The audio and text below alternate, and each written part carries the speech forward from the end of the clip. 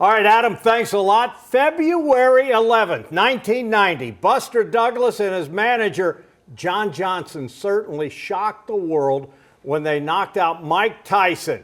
And we are thrilled to have Buster and John in studio. 35 years ago that happened, February 11th. We want to thank both of you guys for being here. Buster, I want to ask you, what was your mood going into that fight? Obviously, you tragically lost your mom heading into that fight. What do you think that had on your mental status going into that? How did that affect you in that fight? Actually, it was a very positive, an emotional effect. I was really excited and ready to go. Does it seem like 35 years ago, champ? No, it doesn't seem that long ago. I mean, do you still sit and think about it and say, man, that was a magical night in Tokyo? And it all came together. It really did. Yeah. Johnny, as you think back 35 years ago, what jumps out to you? I said that at the end of the fight, when the fight was over, I got to Buster and I was hugging his neck and I was saying over and over, you were great, you were great, you were great. And he was great. He was so great. That moment, it was kind of like Ryan Day when he threw the headgear off. It was like, man, this is over. I mean, yeah, we won and all that. It came together. It all came together. Yeah. It's been 35 years ago, and I just want to know, what was the game plan? Share with all the folks out there, what was the game plan that led for this man to beat Mike Tyson, who people felt he was a 42-1 underdog? 42. No, yeah. Yeah. What happened?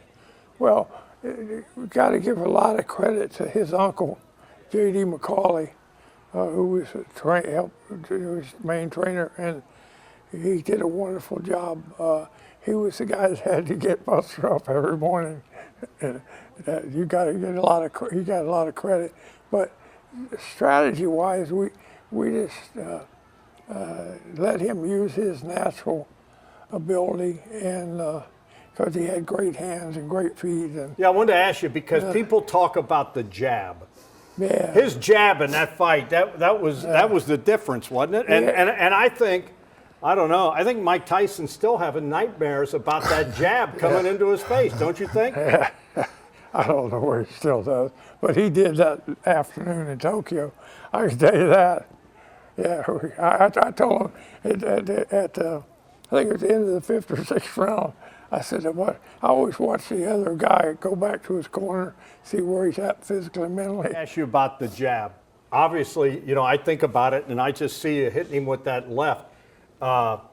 Did you have a feeling it was going to work? And did you guys have a plan that, hey, we can control this fight with my jab? Well, it was just basically get off, be first, and get the motivation, not the motivation, but the get going. We're leading off with that jab, and that jab leads to everything else.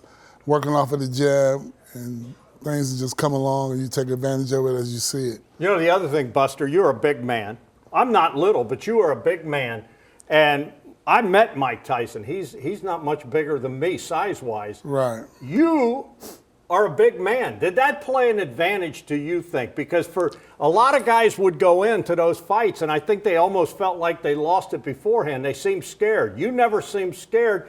And you went in, you were a heavyweight, and you showed him, hey, man, I'm a heavyweight. Did that play a factor? Well, definitely, using the reach and being able to have a lot of better mobility, getting in and getting out.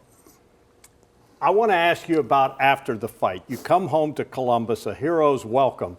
And I often ask people about this trivia. I say, name the only man in Columbus, at least I know of, that had 2 ticker tape parades down Broad Street. And it's this man right here, Buster Douglas. People forget that he had was in a parade when Linda McKinley won the state championship in basketball. And then you come home to this. Look at the video, and you can see it, what it was like then. What was that experience like, coming home in that parade and all those people? It was very exciting, and well accepted and appreciated, It was just a great moment. Buster, you were a 42-1 underdog. When in that fight did you know you had it won? I felt very confident going into the fight. You know, from the first round on, it just grew bigger and bigger as it went on. You know, the fight continued. And I felt the confidence just grew bigger, you know, motivation, excitement, and it was just thrilling and went with the flow. Was there a point in the fight when you were in the ring and, you know, I don't know, a round or whatever, that you felt like this is it, this is going to be my night? 8th round. Why? What happened in that round? That was the round that I felt very overconfident and got caught with a shot, but, you know, I stopped fighting for a brief moment, you know, in the ring, and, you know, I got caught with a shot, but I had to get right back up and continue to do what I was doing previous to that. Johnny, same question to you. You're in the corner. Was there a moment in that fight you knew you had it won, that you told him, hey, man, this is our night? Well, like you said, it went as the fight went. I told him at the end of the 4th round, and the announcers pointed out that I said, you won all 4 rounds. He dominated those rounds, and he just continued dominating when it gets down to it. And the more he hit Mike, the more damage he did. But I think when he went down, when Buster went down, I didn't see the punch he got hit with. But when he got up and when he came over the corner, I started yelling as loud as I could, he's going to come like hell. He's going to come like hell, you know. And he did. As he come out and started that 9th round firing. And then Tim May always said that 9th round was the best round in heavyweight boxing. Or he said, hey, man. Well, the whole fight was. I just remember watching. I was about to get married, and it was just crazy. We were going nuts. John, a lot of people know this, but some of you may not. John got his start at Ohio State working for Woody Hayes. He's got that on. What effect did Woody have on you? Called your business Coach Boxing, and I think that was influenced by Woody. How did Woody influence you, and what did he give you that you were helped to translate to this young man to win the heavyweight championship of the world? Coach Hayes was everything as far as, and he had a great effect on my life. In fact, it's crazy how much of a disciple I was to Coach Hayes. When Mike Tyson went down in the corner and the referee started counting it, it seemed like it was taking forever, 1, 2, so on. And when he hit 7, Mike reached over to get his mouthpiece, and I knew that we won then. So I stepped up on the steps and I said, Coach, we got him, because he was with me mentally. It still is. He still is. Buster, I want to know, how often have you talked to Mike Tyson? And I don't know, how's it go? How many times? It's pretty good. We met a few times over the years at different events. And it's been a pleasant, introduction. And we just old chums, basically. He treats you good? Yeah, positive. Do you ever wish, and I know there was a lot of talk right after, do you ever wish you fought him again? Do you ever wish there was a rematch? Yeah, it could have been, but it never worked out. But, it happened. I'm satisfied with the results. Well, let me ask you this, because you even told me you never retired. Well, Mike Tyson came out of retirement a couple months ago and fought that Jake Paul. Didn't go well. Would you ever fight Mike again now?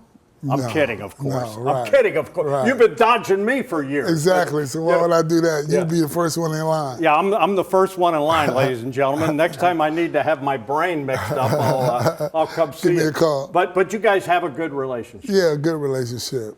What do you think about the game of boxing now? I mean, obviously, when it's good. I think it's good. It's wide open for an opportunity for a heavyweight to get in there and make a name for itself. Just as good as it was before, but we'll just have to wait and see. Now, let me tell folks what you're doing now. You're still involved in boxing, right? Most definitely. Tell the folks what you're doing now. I'm working as a boxing instructor at the Parks and Rec Center at Thompson Recreation Center, putting together a good team. I got a good group of kids I'm working with, and we're looking to take over the city and move on from there. Does Coach come down and help a little too? Well, we talk on the phone about it throughout the weeks and months, but You know, he's yet to come make a personal appearance. Now, are you retired from boxing now? No, I have. In fact, Buster, of course, is a great advisor for me. But I've got 3 kids from Cleveland, and they can really. I work closely with. So you're still doing the game? Yeah. It's in your blood. Yeah, I'll always be trying to win another world championship. I'll tell you something. 7 times I've been to the world championship. How about that? Awesome. Yeah. John 7 Johnson times, yeah. and the great Buster Douglas. Now, Buster and I have often talked about, but I think I'm too old now. And Right. you still look good, but I went down in weight. So Right, so we're not in weight division. we're not. So I'll wrestle you. He's a Though. boy. I'll wrestle you. The great Buster Douglas and John Johnson. Buster, 35 years ago, shocked the world. Unbelievable. And he's a Columbus icon. Buster, thank you so much. Thanks for having me, Dom. We have to take a break. Wall to Wall Sports will be right back. Thanks, my man.